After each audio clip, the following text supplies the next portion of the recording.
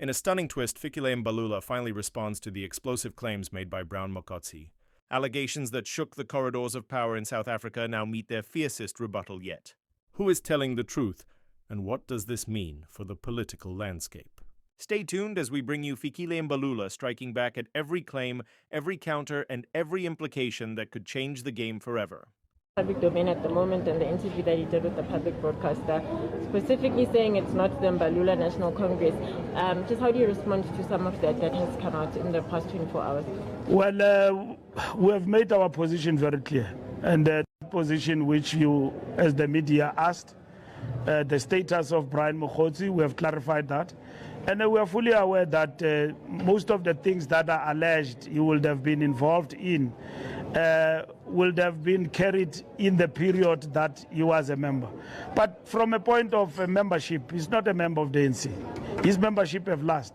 Brown Mokgotsi is an associate of leaders.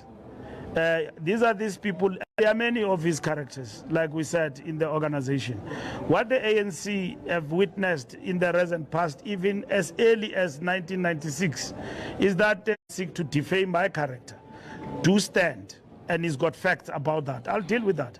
But from a point of him contesting membership, it's clear that you are talking about somebody who completely does not understand the ANC. And at the same time, is in a wrong space. He's just been affirmed by factions in the movement. His association is not with the party, it's with certain leaders and certain factions. He doesn't understand the organ, the African National Congress.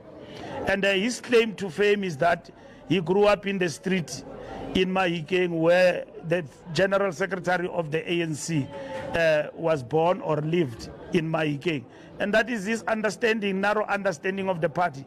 The party, the ANC, operates guided by its constitution. He must admit that I'm not a member. And for him to come back to claim to be a member, there are certain things he must. But his behavior and the things he's alleged to have done, he will find it very difficult to be acceptable in our ranks. And we don't need to take him to court like Zuma, because Zuma was a member of the ANC. We don't have to go up and down with him. He's not a member. He says those things the way he does them as an independent South African who happened at some point to have been a member of the ANC, of which he's not. We have never denied that at some point he belonged to the structures, he was a member, his membership has actually lapsed. That's what we clarified. He's not a member of the ANC. And the ANC membership and everybody else must never pride itself of like those in the organization. We will defend the ANC against individuals who masquerade as members and who do things that are who claim control over state power, police officers, control over every other thing. We don't have super members. Members of the ANC respect the organization. And the only people who will celebrate Brown Mokgotsi are of his kind. Genuine members of the ANC will never celebrate that kind of a person. They know that that is an ANC, and therefore, if he was our member, we will show him the door.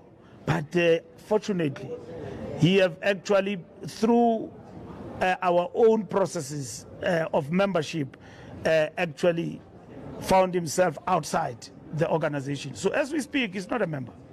And therefore, he's got no authority to speak about even fundraising money for the ANC and all of that.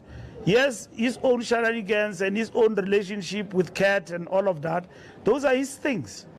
He cannot drag the ANC into that. We don't belong there. It's not part and parcel of us, and that is it. So the chapter of him and his membership, the only person in the ANC constitution who account about membership, it's me, as the Secretary-General. Who's Brown Mokgotsi to claim membership of the ANC when I'm telling him that he's not a member? And he says that he's a member. You can believe him as far as you can. The ANC statutes and constitution are clear that the Secretary-General you pass here about your membership. I account to the National Executive Committee, to conference, to the officials and everybody else. And I have done the work and with my branch in Northwest, with the province. The guy is not a member. So who else is going to impose him or herself to the organization? There's nobody. He's not a member. And we've got no business of taking him anywhere because he's not a member of the ANC. And that is it. He's an associate. You know, he's a hangers-on. So hangers-on of leaders. In the story about generations, what the leader. Thank you very much. Just in terms of the personal things that he has said about you, will you be taking action? How do you respond to Of course, it's obvious. There's nothing I can say to you about the things he have said, which are false. So my lawyers are busy with him in terms of defamatory action. He will have to prove in court. I don't have any other recourse. How do you deal with a thug which deviate from the real issue? The real issue is about his membership, which he does not have, of the ANC that he has actually expired. So he decided to draw me into thuggery. I'm not going to do that. I will deal with him through the courts, which is permissible in our country. He must then come to court and prove all those things he has talked about in a court of law, where a competent court of law will listen to both my side and his side about the allegations that he's making about. He did not even say allegations. He stated them as fact. So where have they been tested? Those particular issues that he's talking about, newspapers and all of that. You can't take what is written about somebody and then to become a bloodbath, you know, of unemployment and all of that, industries withdrawing from our country and so on.